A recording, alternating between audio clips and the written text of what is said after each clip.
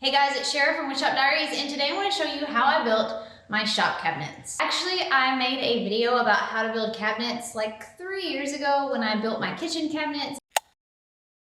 When we moved into our new house, I kind of missed my old kitchen. I thought, I could just build a mini old kitchen in my shop. So that's what I did, and I'm going to show you how they all came together and how easy it is to just build some basic cabinets in this video. So if you're ready to get building, let's go. After unpacking most of my stuff in the new shop, I still had some paints, spare parts, and just some odds and ends items with nowhere to go. So I decided to build out this back wall and add 2 tall pantry style cabinets on each side and some basic base cabinets under the window with a space in the middle to add a little desk area. I built my previous kitchen cabinets this exact same way, so if you're looking to add cabinets to your shop, your kitchen, or just to make a built-in, this is a simple way to go about it using only plywood. I built everything here using Pure Bond 3/4 inch birch plywood except for the doors on the base cabinets that were Pure Bond 3/4 inch hickory plywood panels. I'll link the details, plans, tools, and products for this project in the description below, but for now, here's the breakdown of how everything came together. I had purchased a stack of plywood for this and some other upcoming projects, so the first thing I did was start cutting everything down into more manageable pieces. I used my Kreg rip cut and circular saw to rip 3 sheets into 23 3/4 inch wide strips for the pantry cabinets. By the way, I will link a detailed guide for how I cut down my plywood sheets in the description below. And then I ripped 3 more sheets into 22 3/4 inch wide strips for the base cabinets. This gave me 6 strips, and I could use 1 to make each base cabinet for a total of 6 cabinets. I kept the leftover strips to use as support pieces. You'll notice that I made the pantry cabinets a little deeper than the base cabinets, so they'll be the same depth as the countertop running between them when I add that at the end. Then I ripped 1 more sheet right down the center to give me 2 24 inch wide pieces that I can use for the pantry doors later. I labeled all of these pieces and then began assembling the pantry cabinets first. To keep things simple, I just made the pantry cabinets a full 8 foot tall, so I didn't have to trim the sides. I did, however, use my Kreg AccuCut and circular saw to cut 6 22 3/4 inch long pieces from the plywood strips that I cut for the pantry cabinets earlier. I'll use 3 for each pantry, 1 at the top, 1 at the bottom, and 1 in the middle. Now you've probably seen people build and install cabinets and use like a 2x4 base to set them on instead of making a toe kick. And that's a great way of doing things, but I usually just cut the toe kick. If you don't know what I mean when I say toe kick, it's this little recessed section underneath the cabinets that allows your feet a place to go into, I guess so you can stand closer to the cabinets. Honestly, I don't really know what the thought process was behind the invention of the toe kick, but it's on most cabinets. I'm not sure if there are quote-unquote standards for toe kick dimensions, but when you build things yourself, you can kind of do what you want, so I usually cut mine about 3.5 inches tall and about 4 inches deep. I just marked these out on the front bottom corner of my pantry sides and cut them out with a jigsaw. Now, I was making all of these cabinets frameless, so the front edges of the plywood cabinet boxes will be exposed in the end result. So before moving on, I went ahead and applied edge banding to the front edges of each piece of the cabinet. I'll link a detailed guide on applying edge banding in the video description. Before assembling, I needed to cut 2 small plywood strips to use to secure the pantry cabinet to the wall. For this, I just cut these from the leftover strips of plywood from the beginning of the video. Next, I pulled out my Kreg jig to drill pocket holes to assemble this cabinet. I drilled 3/4 inch pocket holes into the ends of each of the shelves and the 2 support strips, and then I assembled using 1 1/4 inch pocket hole screws. You can use glue here as well if you wanted. I attached the bottom panel 3.5 inches from the bottom edge of the sides, the top flush along the top edge, and the middle piece exactly in the middle of the cabinet. I like to add a middle shelf piece in really tall cabinets like this just to help keep the sides from bowing in the center. I installed the 2 support strips like shown here, 1 directly below the top and 1 directly below the middle shelf.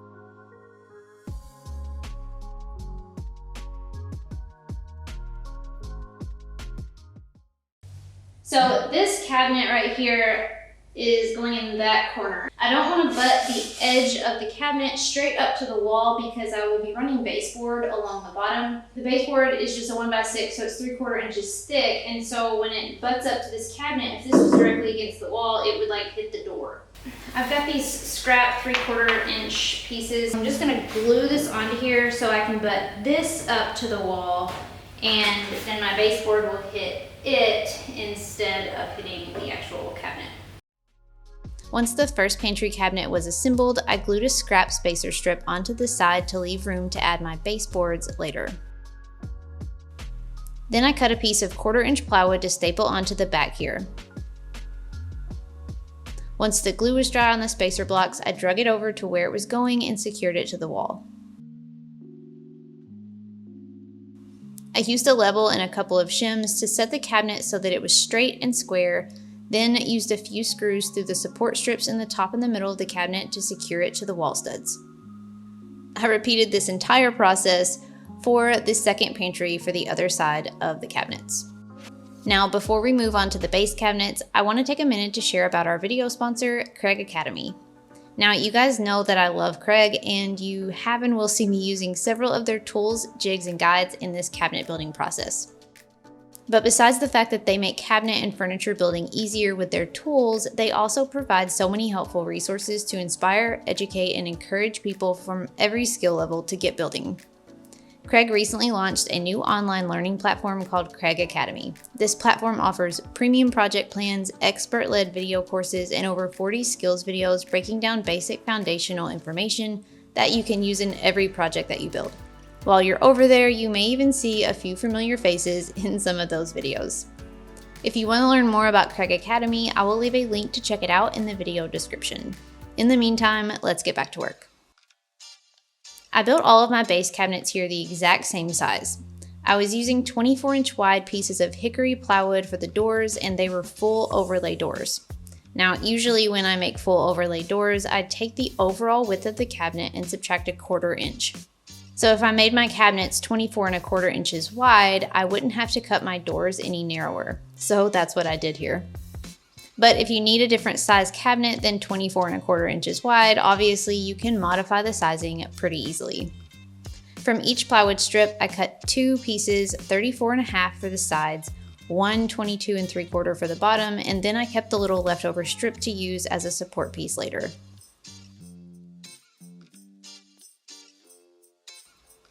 I did this for all 6 base cabinet boxes and also cut the toe kicks in the front bottom corners, just like I did on the pantry sides earlier.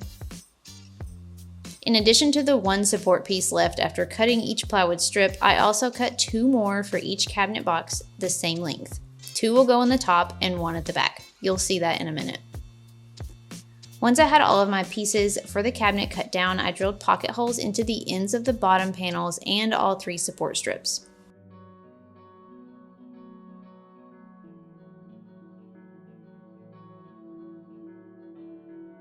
And just like the pantry, I applied edge banding along the front edges of everything that will be exposed, which is one of the support strips, the bottom panel, and the 2 sides.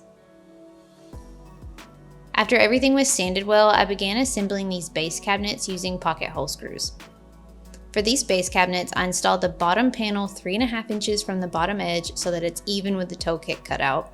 Then I installed the edge banded support strip at the top and the front, and the 2 others are at the back corner. The strips at the top will be used to secure the countertop, and the one at the back will be used to screw the cabinet to the wall.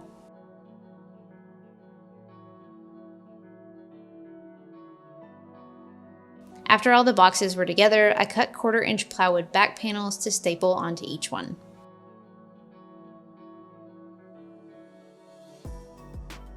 You could definitely route out a rabbet to set these into if you wanted, but you won't be seeing the sides of any of these cabinets, so I didn't really bother with it. I just stapled them in place. I always like to check that my back panels are square and then adjust my cabinet boxes to match when I staple them on. That way I can make sure my cabinet box is square.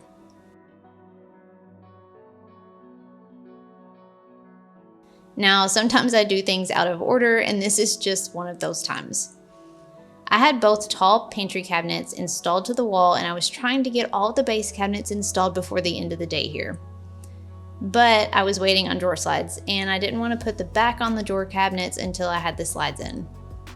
Long story short, I just went ahead and screwed 4 of the base cabinets in place, 2 on each side, and I just came back later to deal with the drawer cabinets. I screwed the 2 base cabinets together first, and then I used a level and some shims to get them level and square before securing them to the wall studs through the back support.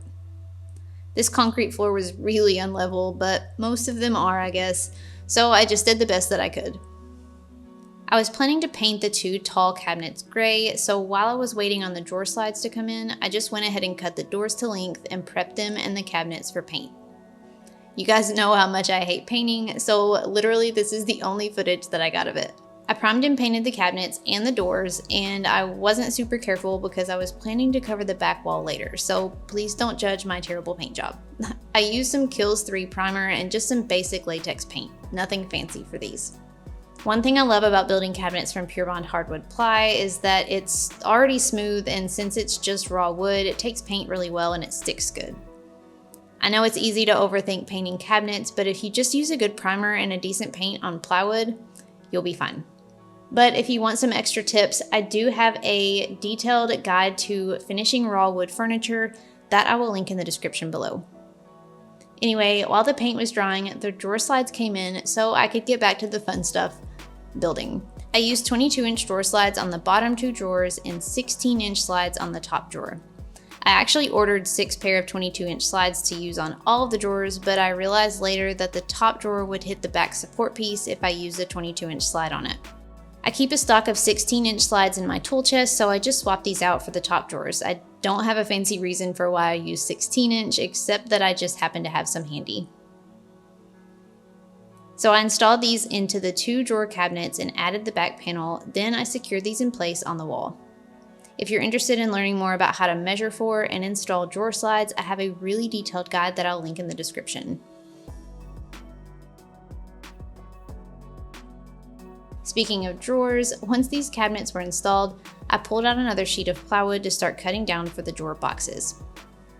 I ripped a few strips, 10 inches wide for the deeper bottom drawers and 4 inches wide for the shallow top drawers. Then I cut these to length on the miter saw. You can build drawers a million ways, but I usually cut dados in mine to install 1/4-inch plywood bottoms into. I cut these dados on the table saw just using a regular blade and adjusting the rip vents to make multiple passes until I had a cut a 1/4-inch wide. You can find all of the specifics plus some helpful tips for drawer building in the guide that I linked in the description. Then I drilled pocket holes into the ends of the front and back pieces of the drawer boxes. So I drilled all of these and realized that I drilled them into the wrong board.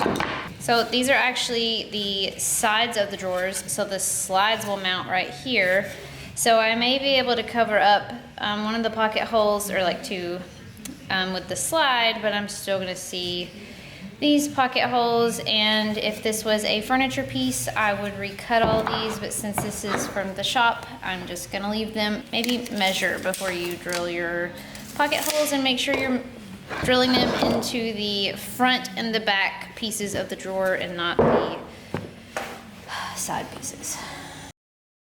Once the pocket holes were drilled, I assembled each drawer box using pocket hole screws, adding a 1/4-inch plywood bottom into the dados. I installed these into the cabinets using some scrap wood spacer blocks to evenly space them out. Again, that's all covered in detail in the guide linked below. Once the drawers were installed, I went back and drilled shelf pin holes to be able to install the shelves in the rest of the cabinets. I used my Kreg shelf pin jig to drill these holes. And could I have drilled these earlier in the building process? Yes. Should I have? Probably. But as long as they were added at some point, it's not that big of a deal. I drilled holes along each side of the cabinets where I might want to add shelves later, and then I could finish things up here by adding the doors. Now, I had already cut and painted the doors for the pantry, but for these base cabinets, I used some 2-foot by 4-foot hickory plywood panels. I took them out of the box and kind of arranged them the way that I wanted, Then I cut them to the right heights to fit the cabinets. I only had to cut the length here since I made these cabinets to fit the width already. Now, typically with drawer fronts, you run the grain horizontally, but in this case, I ran it vertically. So for my drawer fronts, I cut the panel to the same height as I cut the rest of the doors. Then I just measured and marked out the drawer fronts and cut those. So that way when they go in place, the grain matches and it all runs vertically to match the doors. I just thought this was a neat design element. You can run the grain and cut them however you wish. I edge banded all of these doors and drawer fronts, and full disclosure, I ran out of hickory edge banding and couldn't find any more, so I just used birch edge banding. The color actually wasn't that far off. Once everything was edge banded and sanded well, I used a Kreg concealed hinge jig to drill holes for the concealed hinges in all the doors. I made these doors full overlay, so I used full overlay hinges for frameless cabinets to install them into each cabinet. I have a separate video and a step-by-step tutorial for how to install and adjust these that I'll link in the description. I screwed all 4 hickory doors into the cabinets, then worked on the drawer fronts. I positioned the fronts onto the drawers and just used some screws from the inside to secure them. I left just enough room between them so that they wouldn't rub, and I centered them side to side. For the large pantry doors, I used 3 hinges instead of just 2 since they are a little heavy. However, since the shelf was in the center of the cabinet, I made sure to place the middle hinge slightly off center so that it wouldn't interfere. I used my foot to hold the door up while I screwed the hinges into the cabinet, and for safety reasons, I'm not showing screwing in the top hinge because I used a swivel chair to reach it. But once all 3 hinges were screwed in, I adjusted as needed for the door to open and close easily. One of the last pieces is adding the toe kick boards. I just cut some 3.5-inch wide plywood strips for this, but you could also use 1x4s if you wanted. I just cut these to length and nailed them in place along the fronts of the bottom of the cabinet. I used 1 solid piece across the 3 base cabinets on each side, but since the pantry cabinets were 1 inch deeper, I cut a separate piece for them. Now, the last piece of this entire cabinet build was the countertop.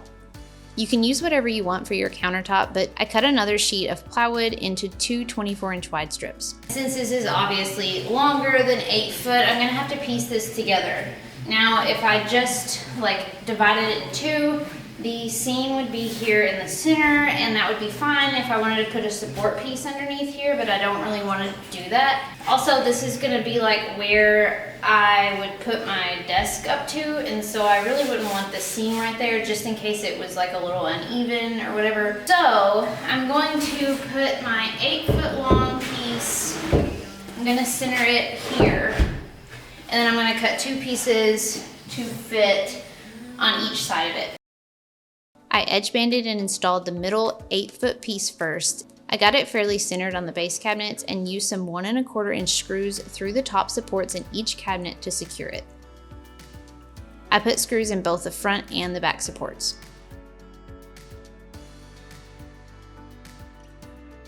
Then I measured and cut 2 shorter sides to finish up the countertop.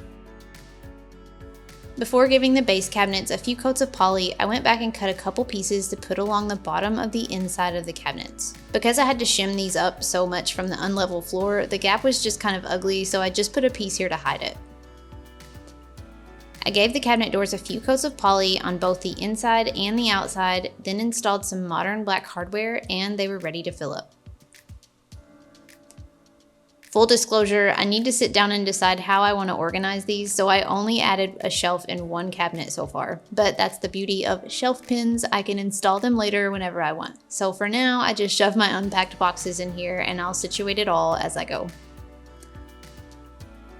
I'm so excited to have this project complete, and I just love how much storage and function that it adds to my workspace.